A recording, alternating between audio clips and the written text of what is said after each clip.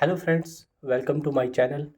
RRB ALP में DV में documents को लेकर के काफ़ी कैंडिडेट्स के लगातार डाउट बन रहे हैं। इससे पहले मैंने डीवी का रिव्यू और मेडिकल का रिव्यू का वीडियो डाला था, तो उसमें कमेंट्स में अभी भी काफ़ी डाउट आ रहे हैं और मैंने काफ़ी डाउट्स को कमेंट्स में ही क्लियर करने की कोशिश की है, लेकिन फिर भी लगातार ही कैंडिडेट्स के इस तरीके के डाउट आ रहे हैं। तो मैंने सोचा कि एक वीडियो जो है वो इन्हीं डाउट्स को लेकर के मैं बनाऊं, ताकि इसके अलावा और कोई वीडियो आपको देखनी ना पड़े।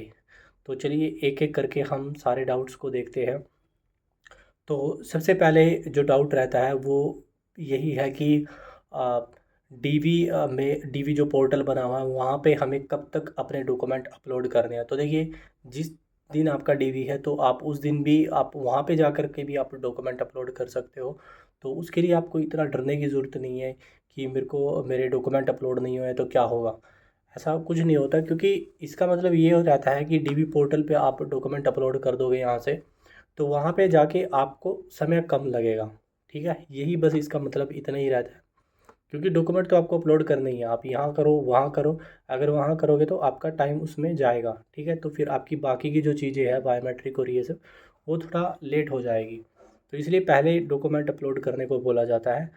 बाई चांस आप नहीं कर पा रहे हो, कोई दिक्कत नहीं है, आप वहाँ पे जा के भी कर सकते हो। दूसरा, एक उसको लेकर के, क्वालिटी को लेकर के, जैसे आप पीडीएफ बना रहे हो तो वहाँ पे साइज़ जब रिड्यूस करते हो तो उसकी क्वालिटी थोड़ी ख़राब हो रही है, वो क्लियर नहीं दिख रहा है।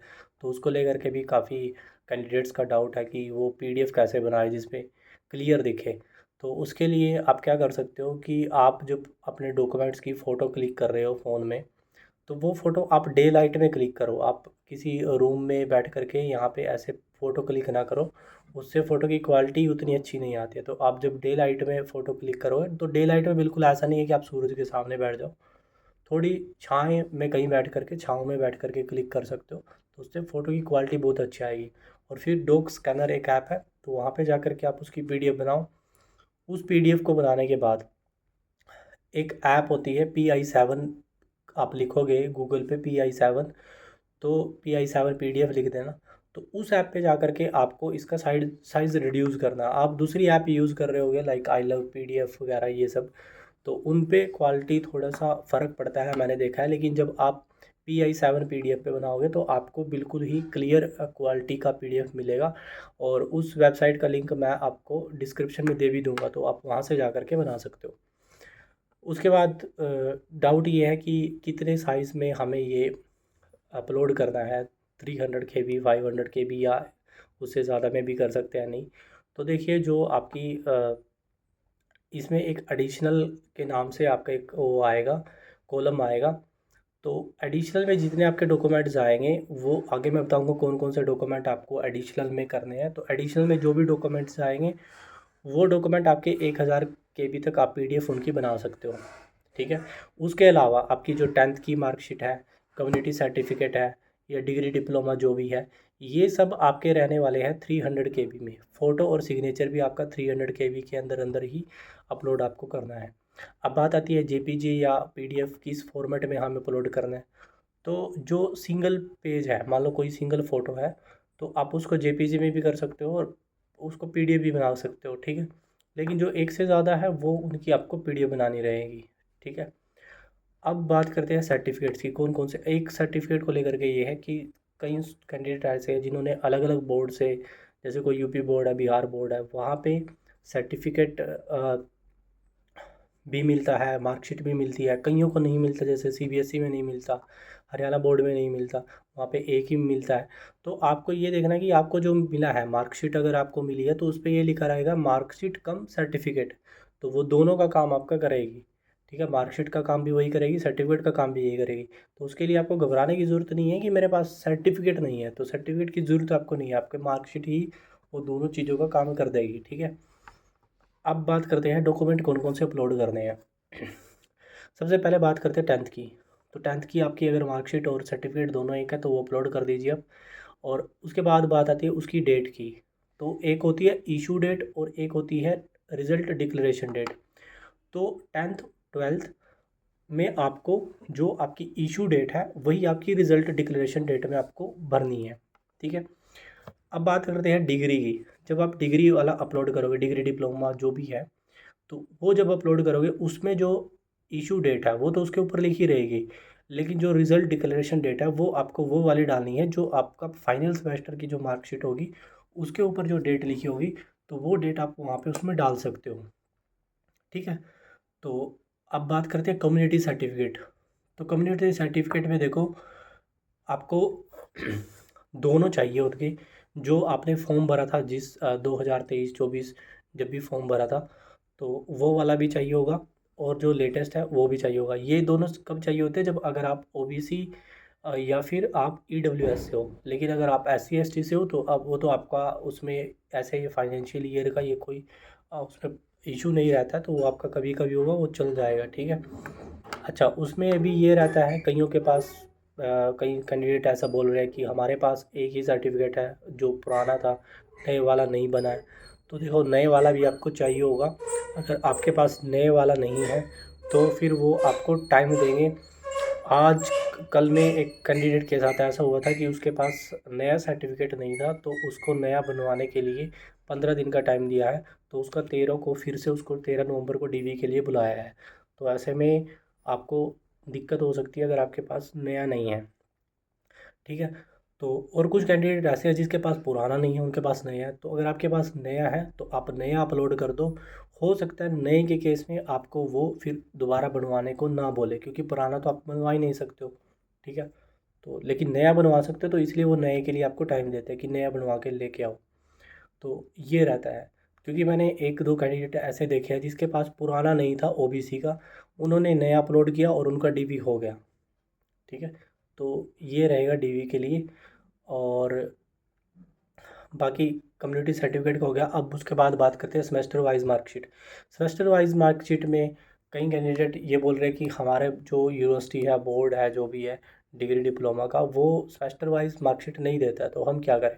देखो, जब आपका बोर्ड ही नहीं दे रहा तो उसमें आप क्या कर सकते हो? आप कुछ ही नहीं कर सकते।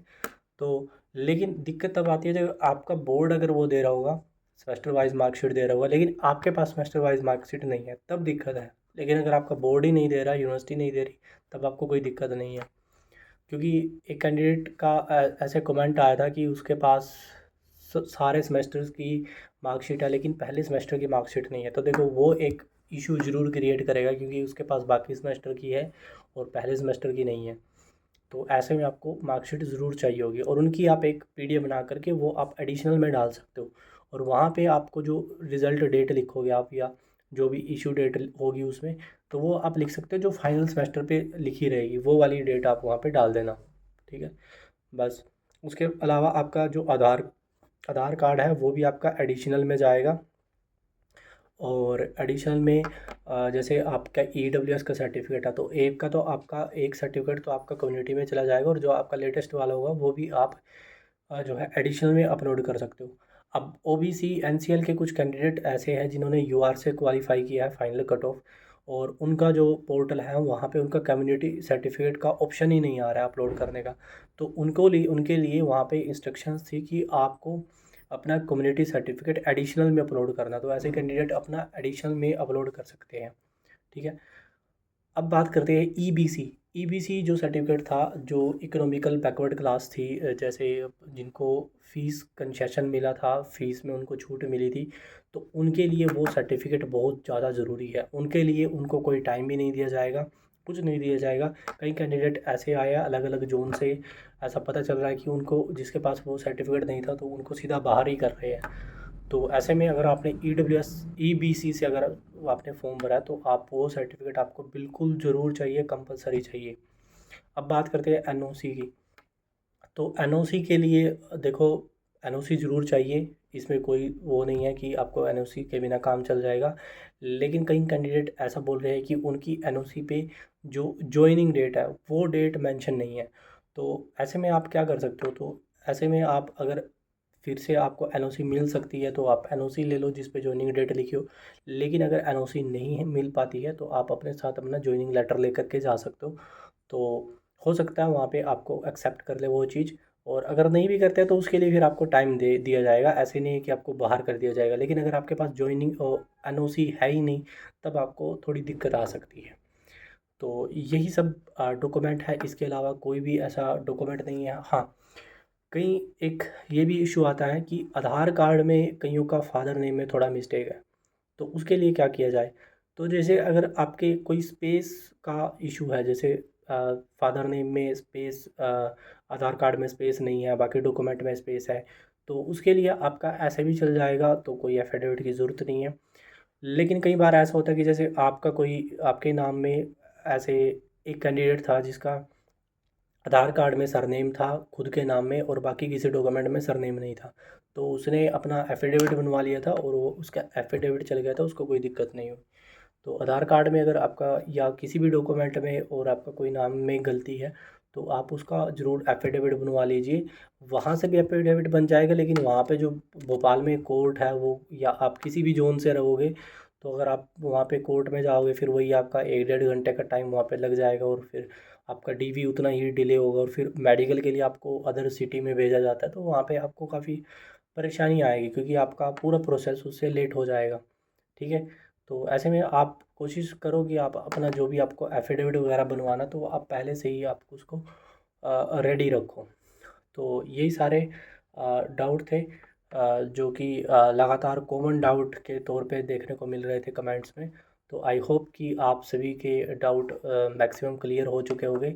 अगर अभी भी आपका कोई डाउट रहता है तो आप वो इस वीडियो के कमेंट में बता सकते हो। मैं पूरी कोशिश करूँगा, और मैं कोशिश कर रहा हूँ कि हर एक जोन के कैंडिडेट से मैं उनका डीवी का रिव्यू ले रहा हूँ, तभी मैं आपको ये सब चीज़ें बता पा रहा हूँ कि किसके साथ कैसा हो रहा है। ठीक है। और कौन से सर्टिफिकेट पे ज़्यादा इशू क्रिएट हो रहा है, किसके लिए आपको बाहर भेजा जाएगा, किसके लिए आपको टाइम दिया जाएगा, तो वही सब बताने की मैंने इस वीडियो में कोशिश की है।